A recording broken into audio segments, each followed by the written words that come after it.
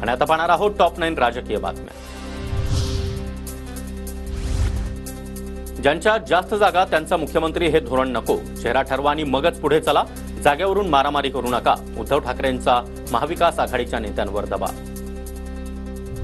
अजितदादांनी सरड्यासारखा रंग बदलला, अचानक पिंक झाले, आता हा पिंक सरडा बारामती सोडतोय, संजय राऊतांकडून अजित पवारांचा सरडा असा उल्लेख।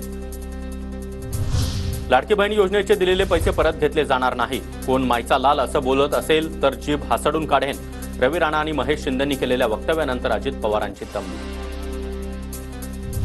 बारामतीमध्ये अजितदादाच राष्ट्रवादीचे उमेदवार असणार, पार्लमेंटरी बोर्ड अजित पवारांच्या नावावरच चर्चा करणार, सूत्रांची माहिती। तर बारामतीमधून लढण्यास रस नसल्याचं अजित पवार यांच्याकडून स्पष्ट।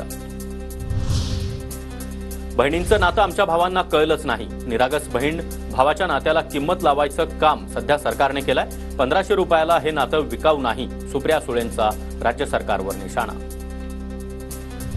महाराष्ट्र संकटात, चित्र बदलण्यासाठी सत्ता बदल गरजेचाच, देशावरील संकट देखील अजून निवळलेलं नाही, शरद पवारांचा पंतप्रधान मोदींसह राज्य सरकारवर हल्लाबोल। मिंधेंचं खरं रूप गद्दार, विधानसभेमध्ये तुम्हाला गाडल्याशिवाय राहणार नाही, उद्धव ठाकरेंची मुख्यमंत्री एकनाथ शिंदेंवर टीका। आरक्षणाची मर्यादा वाढवण्याचा अधिकार राज्य सरकारला नाही, वक्फ बोर्डवर बिल आणलं तसं केंद्रामध्ये आरक्षणावरचं बिल आणा, आम्ही पाठिंबा देऊ, उद्धव ठाकरेंकडून भूमिका स्पष्ट।